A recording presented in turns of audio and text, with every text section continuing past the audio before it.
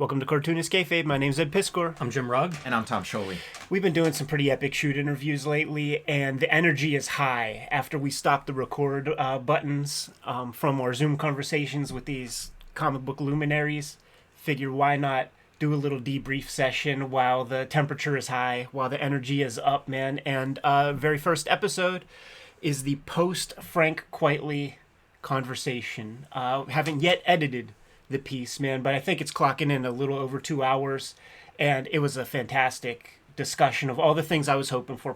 Process mostly when you get certain guys, man, their ideas in mind, and people like Brian Bolland, people like Frank Quitely, we got to get some process talk because they are just doing things that your average cartoonist isn't. And I don't know about you fellas, I'm very happy to be the dumbest guy in the room. Not saying that I'm a dummy. I just want all of your information, and I felt very privileged to be in this sort of roundtable with you guys. You know what's funny? This is off topic, but I used to do whitewater rafting, and I would always say, like, the best thing to be is the worst paddler in the boat. You'll probably be very safe.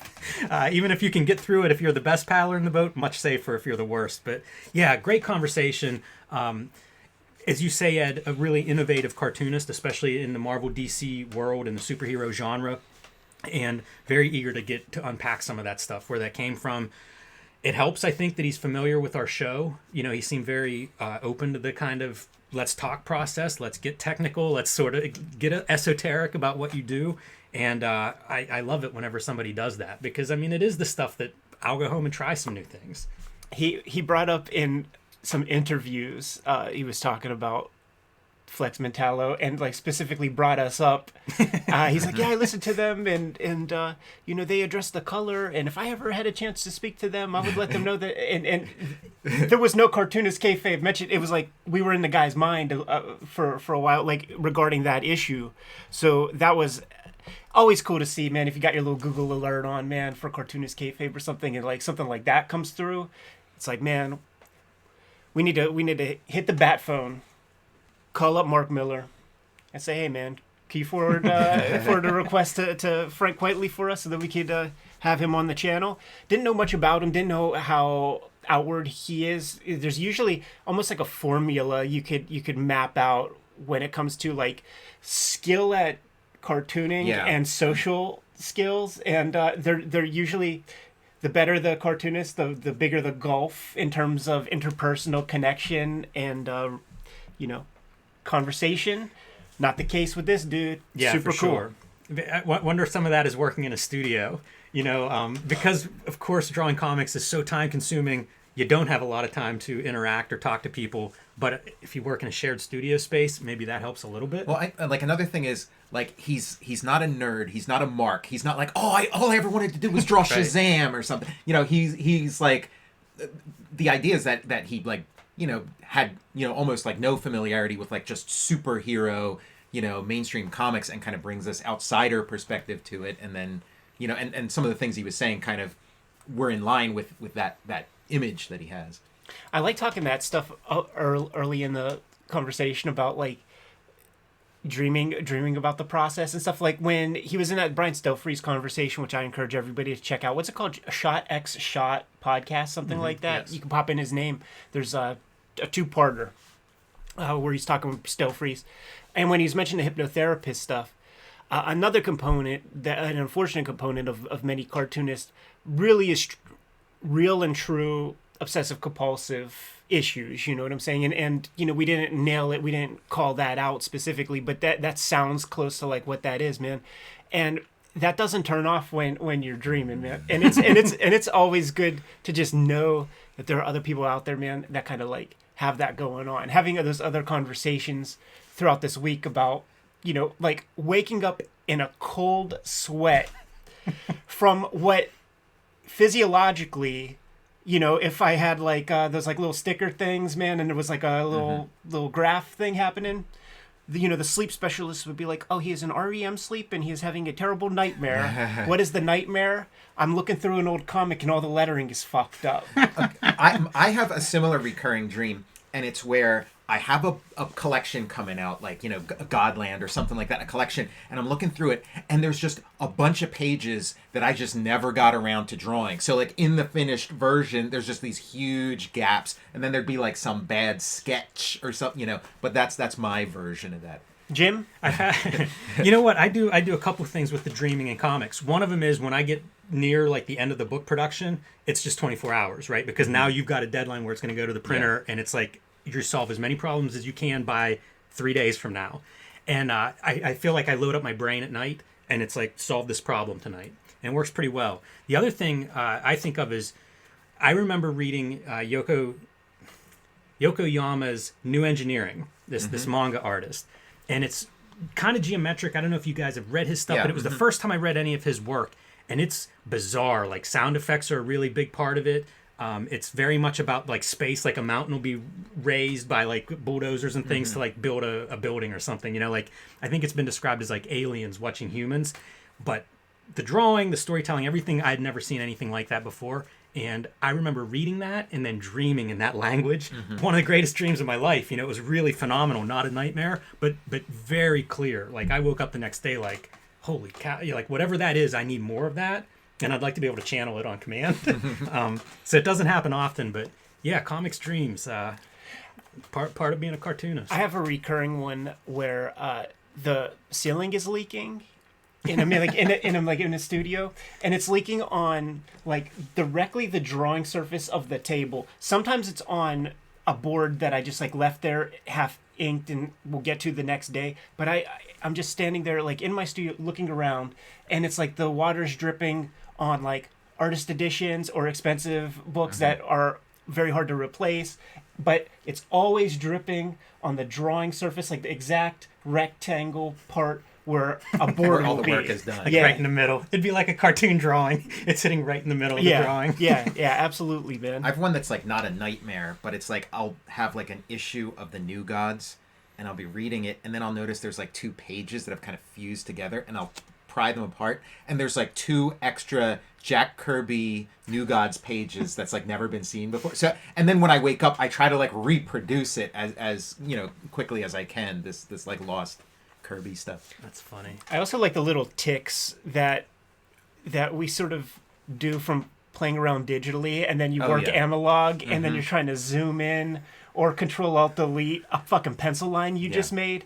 That's another thing that I'm happy to hear another cartoonist do. It makes me feel a lot less like I'm losing it. Yes. Yeah, when I inked the Rob Liefeld thing, that was the first time I was using paper in maybe like a year, and I was doing all that stuff, like, and like you were saying, that the 2 fingers on it, and to undo. I called Quietly a unicorn, and just mentioned that he does like a lot of disciplines like pretty exceptionally great. Figure drawing, composition / picture making, storytelling. I was thrilled to hear him say Alex Toth's name. Yeah, like I think of composition, like that's the guy to go to. So I'm glad that he's there. He mentioned Toth in the exact kind of like cadence that I'll sometimes mention Toth and Jaime Hernandez, because what he was talking about at that moment, if I remember correctly, was there's a complicated moment on the page, and he's like, like what would Alex Toth do or something. And I've been in that situation. That should be a Kayfabe t-shirt. A lot of times where one instance that I clearly remember is drawing characters inside of a pharmacy, and I'm drawing every pill bottle and stuff, and I remember just thinking like, I just know that Jaime and Alex Toth would solve this so much smarter. They would not be drawing all these pill bottles that I'm drawing, but I just don't know what they would be doing. There will probably be some silhouette in the foreground with a couple of pill bottles, and then they will sell you on the fact that there's like a congested pharmacy full of stuff with way less lines than I'm doing. And it's just like, it's a different level of thought that I really want to try hard to kind of try to channel and learn. So one of the things that I've actually been doing a lot, I got that 3-volume set, those Dean Mulaney, IDW, Alex Toth books. They're amazing. And I'm just going to copy every image. I'm gonna draw every image, spending about an hour a day, tops, because I gotta you got a job. Got to pay the bills. but humans have built-in pattern recognition. What am I not seeing? Maybe if I draw a couple thousand Alex Toth drawings, maybe I'll see it. You know what? That's great. I want to go through those books in detail, on the channel at some point. One of the coolest Alex Toth things that I've come across in the last year has been this revelation that he got the early famous, I want to say comic artist course, but I think it's famous artist, not the famous comics artist course. Chapter 3 was composition. And he got the first few chapters right around the time that he moved to California, so like 48 to 50, somewhere in there. His style changes. And that's where the compositions become, like, to me, that's where he becomes Alex Toth. Is that the thing with Milk Caniff and Virgil Parch? Yeah, like yeah, that yeah. thing? Yes. Kayfabers, man. You see that the far end of the mantelpiece in that Xerox box contains that course. I'm going to have to bust out the composition section. It's so funny because, like, I started reading it, and it's like, it sounds like Alex Toth's, like, phrasing, the way he would write, because he would write, he would critique things. Yeah, write these elaborate letters, right, with diagrams and I stuff. think it's like AlexTothFans.com or something, where there's a bunch of his writing where he's writing about stories and coloring and all these different pieces of, like, comics that he's made or other people have made. And when I read this chapter in the famous artist course, it was like, oh, it's not just how to make compositions, like, it's language, like, it's how to talk about making art and what you're seeing. But it was a big revelation to me. So something, we can certainly change and circulate that link around for people that are interested. I'm thinking of you, Ed, if you're interested in the compositions. But in terms of doing like an hour to like redraw some of that stuff, it's all you need for a compositional study. Yeah. You're sort of just getting in there to be like blacks, whites. But what's he doing here in this space? And I mean, honestly, you probably need 3 minutes. It's like just quickly like these studies of how's he actually building this interesting panel. Slow learner, man. I got to do things a million times. This is the Frank Quitely talk, Yes. but one more Toth piece that I got a Toth Quitely piece too. It's very topical, timely, I guess. Rick Veitch's Facebook. Right now, he's been like one per day. He's been putting up his correspondence that he had with Alex Toth. Oh, nice. And it's real good stuff. And it's very on brand in a lot of ways, man, because you could read things where Alex Toth is talking about the magic of Joe Kubert. And very specifically in some of these correspondences, he's talking about Joe Kubert hack stuff. So that's what you would hear about Toth, where, hot and cold, into you 1 second, not so into you the next, man. That's like one of those great examples where there's tangible evidence right there. Just like with Toth and Frank Quitely and Mobius, like Frank or Vince or he was talking about like this awe that he has for Mobius and stuff, and then thinking about like the awe that like people in like our generation or whatever has for Quitely and his work, like you talk about Toth. Okay, Toth, maybe the greatest who's ever done it, but because of like the era he came up in, it's not like you can't say like, oh, here's his Dark Knight Returns. Right. He doesn't have a signature work like that. His signature stuff is like an 8-page story here, a 4-page story there, or it would be like if there was a large body of work, it would be like Zorro. Like that would be the one I'd say like, okay, that's his body of work to look at. But meanwhile, that's not even close to like his mature stuff. And so like with Quitely, his sort of awe for Mobius also, a lot of comics, but doesn't have like a Dark Knight Returns, for lack of a better term. He doesn't have a signature work. Quitely, on the other hand, one of the best, and has sort of multiple great works. And again, just maybe a consequence of just like the era in which he was working. But like that really cements your place in like the in the pantheon, is if you're amazing and you have some kind of like signature work. No question. We talked with a Hall of Famer yesterday. Yeah. Mm-hmm. Yeah. Man, we're never gonna be done with Toth. Quitely. A lot of Toth stuff towards the end are all those sketches. We've all seen a million of those. Mm-hmm. Just marginalia almost, like of him just sketching nonstop. Reminds me a little bit of Quitely's, like his layouts. The margin notes we've seen and lots stuff. of those things. As for his mature work, the one I would put out is the 3rd volume of that IDW collection. That is a masterpiece book, because it is his mature stuff. And what's the 3rd volume? Illustrations? I can't remember what Hot it's called. Wheels. Hot Wheels is in there. Because I was gonna think like his body, like it's just you're looking at all these like little bits and pieces of greatness, but you're not finding like the fused gem. And again, that's the book. Yeah. Okay. Yeah, man, you put that on your nightstand, you'll be a better cartoonist in a year. Yeah, man. Got to open it every night. But... You know, Hall of Famer, like I said, man. Guy who wasn't always into comics, got into this stuff late, spent maybe 2 decades of his young life seeing and doing other things, bringing that life experience, that energy into the comics work. Like there's something different about his comics and his approach, and I do think that his work has benefited from just having a different life compared to most cartoonists, where we're just like reverse engineering, doing regurgitated panels, copying our whole young life. That's a fascinating thing to learn because the storytelling is so good. You know, like I think that just communicates that he's a smart guy. He's a problem solver. He's putting a ton of like just time in and thinking these things through and like figuring out every bit of it.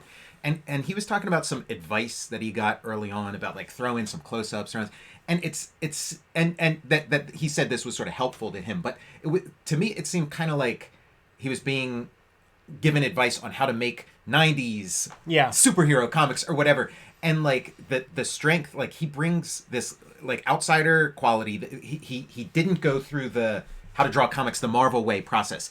And this has this completely different way of doing things that makes him stand, you know, completely apart. And then over like the past decade or two, it's like the superhero comics industrial complex has like shifted in his direction to the point where like there's like a sea of Frank Quitely imitators, and like all his sort of values that were particular to him and unique to him have like seeped into and like completely changed the mainstream, you know. Yeah, I enjoyed all of his storytelling process talk, the letter that you refer to. It's a great story that he tells. Hopefully that's something that'll get shared and circulated. You know, he's obviously shown this letter that a DC editor sent him, you know, 8 pages or something of detailed notes that you're referring to. He exhibited that. So hopefully that's something that'll make it online that we can all kind of take a look at and think about.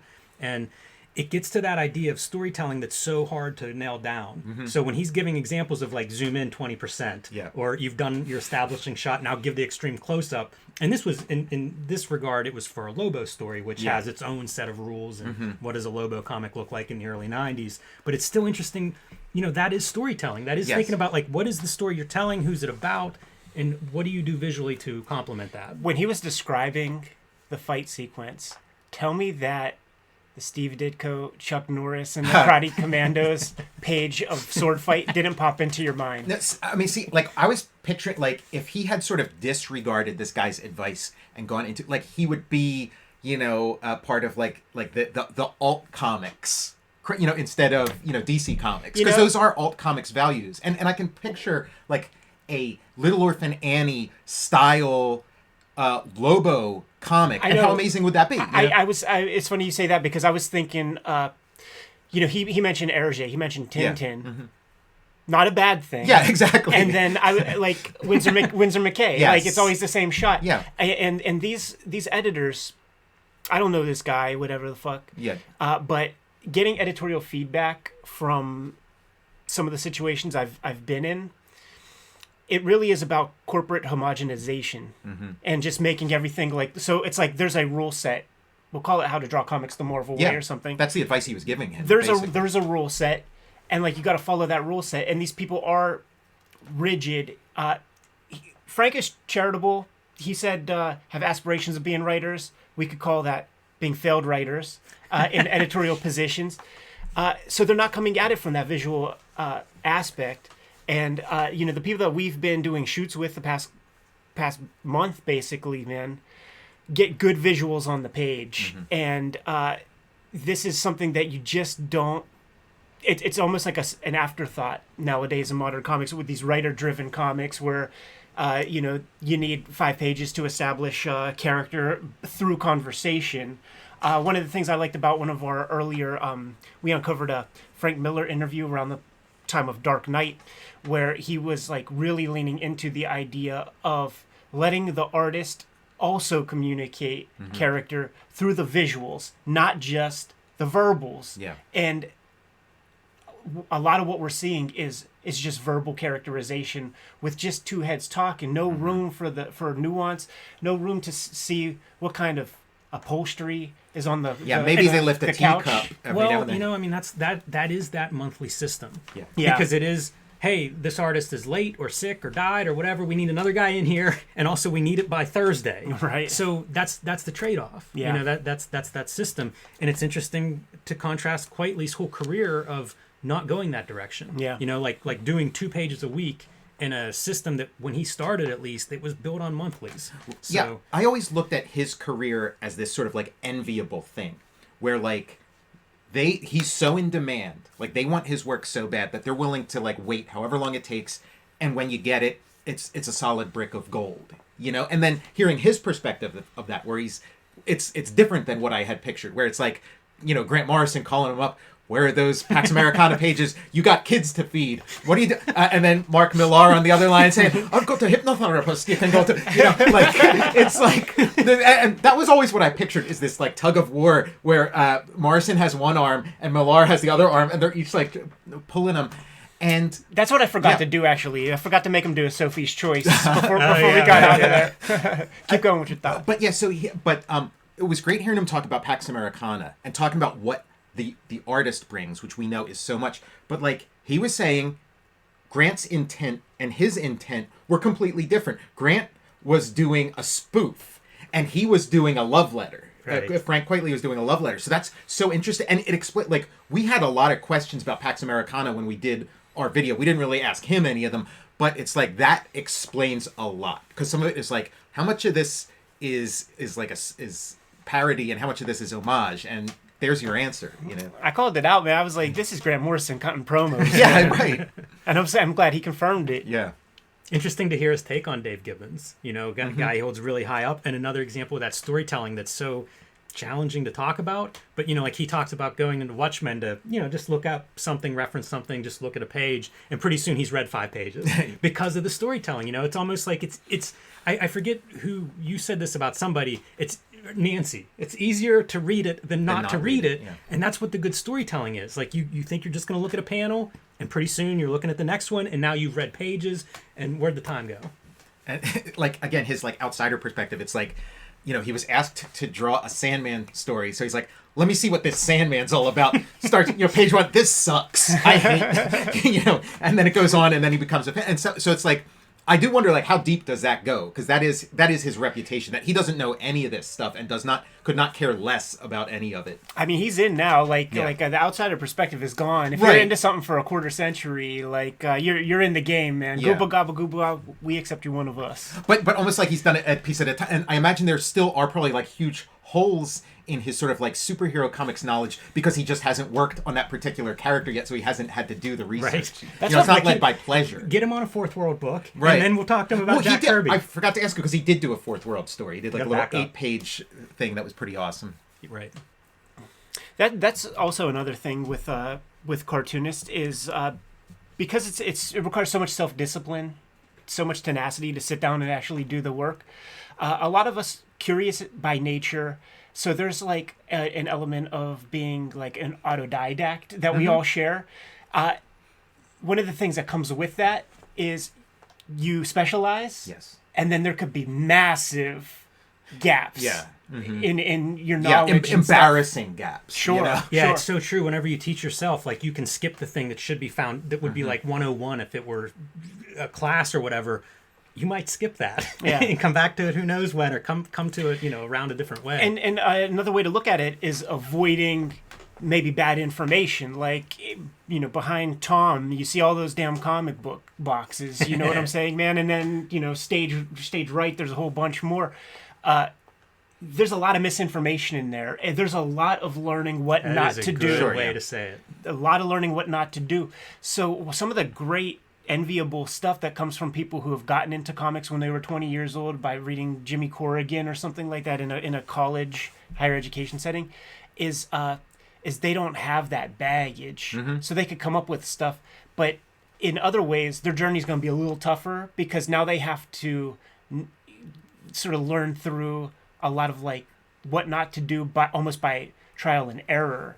Very often what will happen is that's what their whole school life will be, where they maybe are not producing even semi good quality pages in terms of storytelling, but they're just working stuff out and getting the shit pages out of their system so that when they move forward and make the big book, some of that is taken care of. But that's what we would have worked out ourselves, because the basic journeyman, at least know that much kind of stuff. So there's pros and cons to that. Yeah, and those basic journeymen in the past, it would have been those editors, right? It would have been those editors, as Quietly said, that generation before the writer editors were were artists. Yeah, older artists who Joe would Orlando. be able to nurture young talent. Yeah, Dick Giordano. I mean, just like the history of comics up until the point he came in is so constipated and so self-referential that like any outsider perspective is like such a breath of fresh air and more than makes up for whatever might be lacking in the outsider. It's neat to think about him evolving into a superhero artist. Like doing those big the Paradox books and being not ready for a superhero art job. It's interesting. Like he's learned that part. I'm curious if is he ever going to do another DC or Marvel comic again? He probably wouldn't even know. I would be curious to talk to him about that. Yeah. Because you got to assume a book like All-Star Superman has to be a positive experience. It's been reprinted in a million formats. I assume it's paying royalties. So I assume payment's good. He's worked with Grant Morrison, since then a bunch. So I assume that experience was positive. But I am curious about it because there's so many options now. That's a conversation I'd like to have with more professionals. Yeah. I mean, it in a lot of ways, it's the difference between the job mentality and ownership. Like, owning something can be priceless. It often might not lead anywhere, but with somebody at his caliber, with the people that he's working with on writing duties and stuff, it almost all sees some sort of multimedia experience, and at some point it could be possible that like one of those things branches out even further into a multimedia space with toys and tchotchkes and stuff like that, and like that's a big windfall that DC Comics would get if you create something for them. It just seems to me like once you're on this like sort of Mark Miller train, like just sticking with him, you're getting like this direct channel into these like ancillary things, and you're getting ownership. Like he's not going to deprive you of like co-ownership of this stuff. So then like why would you go back to DC? Like why the only other thing you would do is maybe a creator-owned thing that's completely your own, but like if you're just gonna like do the job, why not stick with Mark Miller? Yeah, especially if you think like you've done X-Men, Superman, Batman. What else is left? Yeah, what else is left? I don't know, maybe a Spider-Man or something in there, but that really is kind of from you want to play with some of these toys. Are there better toys at Marvel and DC than those three sets of characters? Yeah, the rest is RC Cola, man. Especially if you don't have much sentimental attachment to these things to begin with, because that's a large inducement for me, is just that sentimental attachment, which I'd love to be rid of that. We're coming up to a half hour, man. Like towards the end of the conversation, we had that David Cho talk, and I had to mention, man, the Kayfabe on the Krylon spray paint can. Got some good feedback from Frank about the channel, and then he showed a bunch of our works that he has there on hand. But Jim, he doesn't have any of yours because the stuff's all out of print. So what are you working on? Like, can you share it? Like, stay tuned for the weekly updates. Certainly, an announcement should be coming soon. Hopefully coming soon. Yeah. That's what I can tell you. I hope to bring my pile of artwork next week to at least show off proof that I'm working on something. So there is a pile. There is a pile, and I'm near the end of making that pile. One last thing on the Quietly conversation is he talked briefly about a recent book, Drawings and Sketches by Frank Quietly, that came out right before the lockdown, but it's available through Amazon, through online booksellers, wherever you get books. It's a real publication.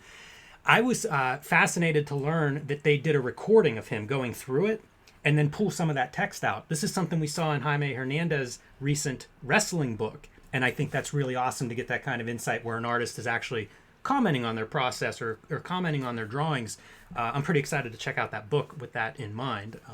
We may never get a complete How to Make Comics the Frank Quietly way, but I do think that's a thoughtful guy that if he wants to talk about choices that he makes on the page, I am all ears. Tom, last minute. Frank Quietly thoughts? The sort of like humility and self-deprecating nature, and the thing of like where he's saying like some people love my stuff, and then there's some people out there who really hate it and complain. Like you know, you just kind of imagine if you're at that, like in the rarefied air where he is, like none of that kind of stuff would mean a thing to you. But even at the highest heights of, you know, comic book artist stardom, it's still like, oh gee whiz, I wish people liked my stuff. Negativity bias is a real human, Yes. maybe absolute. You listen to enough Howard Stern, man, whenever any comedian is interviewed and they all have the same story where it's like, I killed that room, but there was that one guy was eating his spaghetti, had a puss on the whole time, didn't even smile. Like, and it's to